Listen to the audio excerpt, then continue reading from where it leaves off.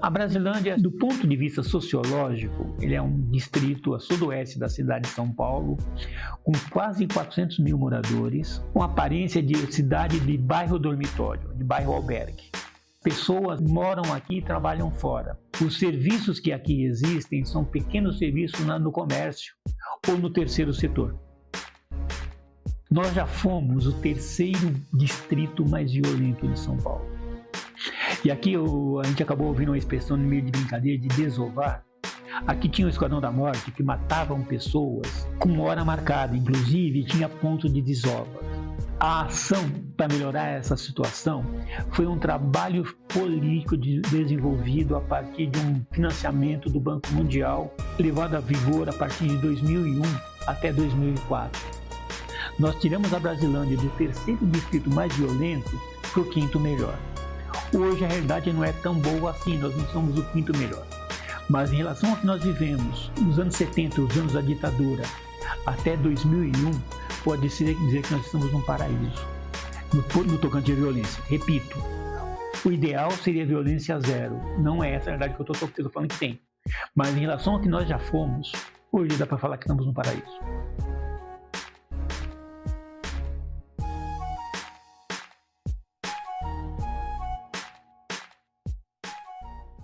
Bom dia para você, meu querido, bom dia, minha querida, tudo bem com você? Sejam bem-vindos ao programa Revista da Semana, com um resumo dos acontecimentos mais importantes do mundo, no nosso país, na nossa cidade e também da nossa quebrada Zona Norte Brasilândia querida. Aqui com você, o Beto Souza, nas ondas da nossa 87,5 e também na radiocantareira.org. Esta é a minha, a sua, a nossa Rádio Cantareira. Olá a todos, eu sou Alberto dos Anjos, também conhecido como Beto Souza. Eu tenho 41 anos, completados agora em julho de 2023. Minha função aqui na rádio, eu sou um programador. Tudo que envolve o fora do ar, quando não tem nenhum programa ao vivo, é eu que organizo toda a grade de programação. E também tem um programa aqui aos sábados, chamado Revista da Semana, das 10 ao meio-dia. Eu conheci a Rádio Cantareira através do Padre Cilto José, que foi um dos idealizadores da Rádio Cantareira. Ele foi fazer uma formação para leitores, como você se comportar, fazer uma leitura bem impostada, como você usar bem a voz, era a leitura bíblica, e foi numa paróquia, uma comunidade onde eu participei, e nessa formação ele falou da Rádio Cantareira. Obviamente, eu me interessei, conversei com ele, isso foi no ano de 2005, daí eu acabei trocando uma ideia com ele, batendo um papo, e ele falou, não, vamos fazer uma formação. Aí eu fiz uma formação de 4 dias, para conhecer como funcionava o projeto e como também se comportar, fazendo um programa de rádio, daí que eu entrei e que estou aqui até hoje. Eu sou Jussara Terezinha Zotes, tenho 61 anos, vou fazer 62, e aqui na Rádio Cantareira eu faço parte da equipe de coordenação. Na verdade, eu cheguei aqui em 1995, abril de 95, e tinha um grupo de pessoas que já estavam no processo de articulação da rádio. E aí eu ingressei nesse grupo, que nem era aqui, era lá no outro bairro, Jardim Vista Alegre. Aí eu comecei a participar desse coletivo, que eram lideranças da comunidade, e aí quando foi em setembro foi que a gente colocou a rádio no ar. Então, na verdade, eu participei nesse processo. Não desde o início, mas já entrei antes dela ir para o ar. Eu sou Jorge Santos, sou comunicador da Rádio Cantareira FM há mais de 16 anos. Morava em São Paulo, fazia um programa Forró do Povo e o Mistura Musical. Eu conheci a Rádio Cantareira por intermédio de um amigo meu, que ele apresentava um programa chamado Dinamite de Amor. E eu comecei como ouvinte, né? Me interessei a conhecer o estúdio da rádio e ele me convidou para fazer parte da apresentação desse programa, chamado Dinamite de Amor. Meu nome é Adão Alves dos Santos. Além de comunicador, eu sou presidente da associação. Eu não sei se existe o Adão sem rádio hoje em dia. Acho que as coisas estão se juntando uma coisa com a outra. Começamos nas militâncias políticas nos anos 90. A rádio tinha um trabalho de um jornal e a gente acabou somando no jornal e da rádio mesmo. Eu só entrei em 2010, mas do jornal eu estou desde os anos 90. O que surgiu primeiro? Primeiro surgiu a Rádio Cantareira. Depois surgiu a Associação Cantareira. Então a Associação Cantareira veio depois da rádio. Pela lei de rádios comunitárias, você não pode ter um dono. Eu não posso ser dono de rádio comunitária. Ninguém pode ser. Tem que ser uma associação sem fins lucrativos que tem que gerenciar esse projeto. Então veio a associação para gerir o projeto e, na sequência, o Jornal Cantareira. Meu nome é Israel de Jesus Silva, estou atuando em rádio comunitária desde 1997, onde não havia lei ainda que regulamentava as rádios comunitárias. As pessoas, na maioria das vezes, confundem, né, rádio comunitária com rádio pirata. Ainda existe essa discriminação, para ser sincero, para ser franco. Então, quando tem essa discriminação, às vezes a gente sofre com essas coisas, né? Porque as pessoas muitas vezes não conhecem da lei, né? E você acaba sendo taxado como pirata. O modelo que surge antes das rádios online são as rádios comunitárias, que surgem como uma espécie de solução, de assentamento de um confronto histórico entre os donos desse lugar, que são as transmissões radiofônicas do ponto de vista tecnológico, né? Naquele tempo que eu estou dizendo anos 1970, 1980, quando começam a surgir as rádios piratas brasileiras, a cópia das rádios piratas da Europa principalmente. A discussão naquele tempo era quem é dono desse ar, não quem é dono da transmissão, num confronto de rádios, de pessoas que gostariam de ter uma emissora e de transmitir livremente, sem amarras comerciais, uma programação, seja musical, seja de qualquer outro conteúdo. Esse confronto no Brasil, foi muito longo, ele foi muito tortuoso. A gente tem exemplos de rádios como a Rádio Heliópolis, em que os comunicadores, durante a ditadura militar, anos 70, ainda meados dos anos 80, eram presos por causa da sua atividade, que não era considerada legal. Além do que, muitas rádios piratas foram, digamos assim, sequestradas pelo Estado, material sequestrado, a pessoa presa, porque ela não tinha o direito de transmitir. Ora, o que era esse direito de transmissão? Então a discussão era muito bem postada, muito bem colocada. Num certo momento, a política pública brasileira contemporiza os lados e cria esse modelo de rádio comunitária, que deveria ser colocada em comunidades carentes de comunicação social, emissoras com pouquíssimo alcance do ponto de vista de seu raio de atuação, né? Essa contemporização tornou-se nessas rádios comunitárias, que não têm direito, em princípio, de transmitir publicidade, por serem comunitárias. Falando aqui de rádio comunitária, como eu falei, na época que eu iniciei não tinha a lei que regulamentava ainda as rádios comunitárias, né? Porque, na verdade, a lei veio em 1998, no dia 19 de fevereiro, essa lei, a lei número 9.612, veio ser criada pelo Fernando Henrique Cardoso. Essa lei tramitava no Congresso durante um bom tempo, mas ela veio ser favorecida mesmo em 2007, né, onde o presidente Lula tinha assumido e começou a dar uma atenção a mais aí nessa lei das rádios comunitárias. A diferença entre rádio comunitária e rádio pirata, eu acho que difere aí a outorga, né? Porque você tem uma legalização onde você está apto a operar como rádio comunitária, e a diferença também está no âmbito de transmissão, porque a rádio comunitária ela tem só 25 watts de potência, né? Ela tem uma circunferência, de repente, de você, dependendo do local que você está instalado, da topografia, você consegue alcançar até um raio de 4 km, né? Isso eu falo em 360 graus, sem nenhuma barreira. A rádio pirata ela vem com uma transmissão mais potente, não tem outorga, não tem localidade fixa, né? E ela sai dos parâmetros, foge dos parâmetros da Anatel, que tem uma série de leis, denominações, torre, tamanho da torre, potência de transmissão, como eu já falei aqui, é o que difere aí das rádios comunitárias e as rádios piratas. Atualmente a gente está então com o projeto MOVA, né, além da rádio, né, que nós temos hoje 12 salas de alfabetização espalhadas aqui para os bairros da Brasilândia, e esse tem uma parceria com a Secretaria Municipal de Educação. Uma das coisas mais importantes da Associação Cantareira é a educação popular. O projeto MOVA, fundado oficialmente no dia 19 de outubro de 1989, tem por objetivo permitir que pessoas adultas que não sabem, não tiveram chance de aprender a ler e escrever, consigam esse aprendizado. Hoje, o MOVA atende crianças a partir dos 15 anos, que saem das escolas chamados analfabetos funcionais. E é algo que a gente precisa muito discutir, o papel da educação.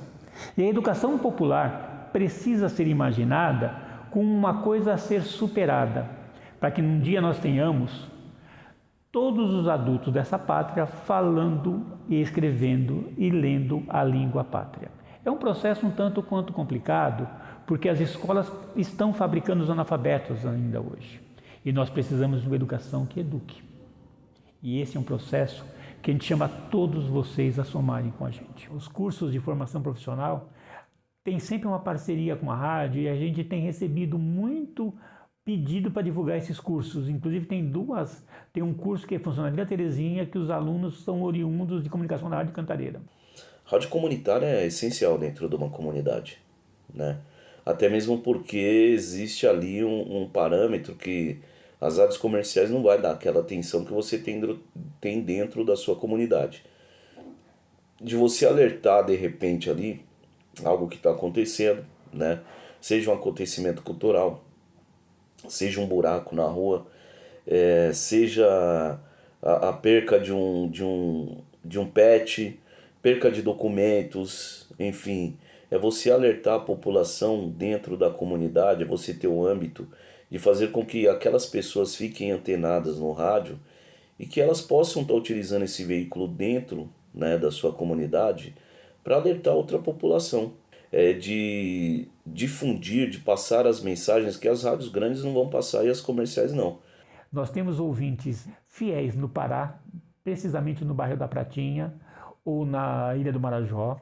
Nós temos ouvintes no Ceará, inclusive um abraço para meu amigo Pingo de Fortaleza. Temos ouvintes em Pernambuco, minha amiga Lucy. Temos ouvintes na Paraíba, a da Luz. Aí na Santa Catarina não dá para nominar, que são muitos. Posso esquecer de alguém e vou apanhar depois. E a gente tem 2 Evandros, um na Austrália e um na Nova Zelândia. E a Rosimeire na Holanda. Eu conheci a Rádio Cantareira através de um locutor, Nono Medeiros, que na época ele fazia um programa, escutando pela internet, né, a rádio. Então eu conheci ele e começamos a falar pelo Facebook durante o programa. Ele tinha um grupo de amigos no WhatsApp, esses amigos eram ouvintes da Rádio Cantareira. Aí quando foi um dia, ele marcou um encontro na Rádio Cantareira, um encontro dos ouvintes. Então eu saí daqui de Pera Lavrada e fui até São Paulo para conhecer a rádio e também para conhecer os ouvintes da Rádio Cantareira, que a gente era um grupo, a gente só mantinha conversa pelo WhatsApp, mas não se conhecia pessoalmente. Quando nós fazemos eventos ao vivo aqui na rádio, então sempre tem ouvinte que quer conhecer a gente, vem aqui, a gente acaba conhecendo, é uma alegria muito grande. Né? Tem uma ouvinte também que eu converso com ela praticamente todo dia pelo WhatsApp, a gente virou tão amigo que a gente conversa no WhatsApp pessoal, que é a Clarice do Jardim Guarani. Ela também é uma das pessoas que desde o início, quando a rádio começou, ouvinte fiel, eu falo brincando que ela é a fiscal da rádio, né? Que ela, qualquer problema assim, deu um problema aqui, não está tocando a rádio, aí eu venho aqui, vejo o que está acontecendo, obrigado, Clarice. Ou então, às vezes, eu percebo que tem alguma anormalidade, eu ligo para ela, Clarice, por acaso está tendo algum problema na rádio? Aí ela vem e me fala, porque muitos dos trabalhos que eu faço aqui é remoto. né? Então eu faço de casa. Então, não só a Clarice, outros ouvintes também, então eu procuro sempre ser amigo do ouvinte. Sou Clarice de Paula, Clarice com 2 S. Sou chique bem. Moro aqui em São Paulo, no Jardim Guarani, tenho 84 anos. Quando eu conheci a Cantareira, eu estava por minha conta. Eu já tinha meus rádios, já tinha minha vitrolinha. Eu tinha meu marido, ele é uma pessoa maravilhosa, para não falar outra coisa. Ele tinha um rádio de pilha, ele ia trabalhar, ele tirava as pilhas do rádio. Eu sou perseguida por gostar, né? Na TV antigamente também tinha alguma coisa lá, ele tirava, a gente também não podia. Até que eu comecei a trabalhar, comprava pilha, durante o dia eu ouvia o rádio tranquilo. Quando chegava a hora de chegar, eu tirava as pilhas e guardava. É a Clarice, do Jardim Guarani, que a gente chama de fiscal número 1, e a Cotinha. São as duas pessoas, inclusive, algo que a Cotinha já nos deixou há algum tempo, mas de vez em quando eu toco a música que ela pedia, todos os programas, em homenagem à memória dela. Então ela sempre ligava, toda semana, na quarta e no sábado, pedindo a mesma música, a lista do Oswaldo Montenegro. A Cotinha, ela era uma pessoa muito alegre, muito animada, ligava em todos os programas aqui da rádio, e eu tive o prazer de conhecer ela aqui pessoalmente, quando nós tivemos alguns eventos da rádio, de aniversário. Eu estou até fora daqui, porque, por exemplo, tinha um outro comunicador aqui, que ele é músico, toca teclado, e eu tenho um hobby também de cantar. E de vez em quando eu fazia apresentações com esse meu amigo fora, e eu encontrava essa ouvinte Cotinha, ela dançava do início até o fim do baile. Vamos dizer bem assim. Começava 8 da noite, dava 10, 11 horas, meia-noite, ela estava ali dançando e estava lá. Rádio comunitária é essencial dentro de uma comunidade, né? Até mesmo porque existe ali um parâmetro que as rádios comerciais não vai dar aquela atenção que você tem dentro da sua comunidade. De você alertar de repente ali algo que está acontecendo, né? Seja um acontecimento cultural, seja um buraco na rua, seja a perca de um pet, perca de documentos, enfim. É você alertar a população dentro da comunidade, é você ter o âmbito de fazer com que aquelas pessoas fiquem antenadas no rádio e que elas possam estar utilizando esse veículo dentro, né, da sua comunidade para alertar outra população. De difundir, de passar as mensagens que as rádios grandes não vão passar e as comerciais não. Tudo nessa vida, você tem que ter assim uma coisa que te dá um respaldo, né? Que te dá alguma coisa. Aqui você tem programação que instrui a juventude, orienta, você tem orientação, e quem quer aprender alguma coisa, pega na orientação e ajuda bastante, né? Então acho que a importância é isso, né? É você trazer informação, é você agregar com a comunidade. Isso é o mais importante. A Rádio Heliópolis já localizou parentes distantes de pessoas que falam: poxa vida, eu morei no Heliópolis, agora eu estou morando aqui em outro estado. Teve uma pessoa que foi para os Estados Unidos e falou: poxa, eu morei no Heliópolis, meu tio não sei se mora ainda aí. E a gente conseguiu esse contato, o nome dessa ouvinte era Patrícia, que estava morando nos Estados Unidos, e que de repente uma pessoa se sensibilizou, foi atrás e acabou achando o tio da Patrícia, que não morava mais na comunidade do Heliópolis, mas estava morando no estado de Minas Gerais. Então acho que a importância é isso, né? É você trazer informação, é você agregar com a comunidade. Fazer parte da Rádio Cantareira é uma paixão. Eu acho que é uma coisa inexplicável. Eu passo por amor mesmo. Eu sempre vejo a hora de estar produzindo o meu programa, de estar trabalhando aqui, fazendo as minhas atividades. Não tenho nem nada a reclamar. Sempre gostei aqui, tanto é que eu estou aqui há 15 anos. Não é à toa, de forma direta. você gosta daquilo que te dá carinho, né? E aqui eu tive carinho. Esses anos todos eu tenho uma família, né? Eu sei que eu posso contar com eles e se eu puder também eles podem contar comigo. A família, né? Que eu acredito que todos os locutores, aquele pessoal que trabalha na rádio, são considerados como se fosse uma família na rádio. Pelo trabalho que eu vi lá, né? Que desenvolveva um trabalho lá. Na época que eu fui, né? Tinha um trabalho lá com jovens e adultos, né? E outros trabalhos sociais. Então, é muito interessante saber que uma rádio comunitária, ela desenvolve um trabalho como esse. E assim, eu só tenho que agradecer e muito pela oportunidade, né, que eu tive de conhecer a rádio através do meu amigo Nono Medeiros, de ter chegado até lá e conhecer a Rádio Cantareira. Muito bem, pessoal, voltamos aqui, mas infelizmente não temos tempo para mais nada, o programa já está chegando ao final, mas antes eu quero deixar um pensamento: um povo só marcha para a libertação quando se caminha com sua cultura.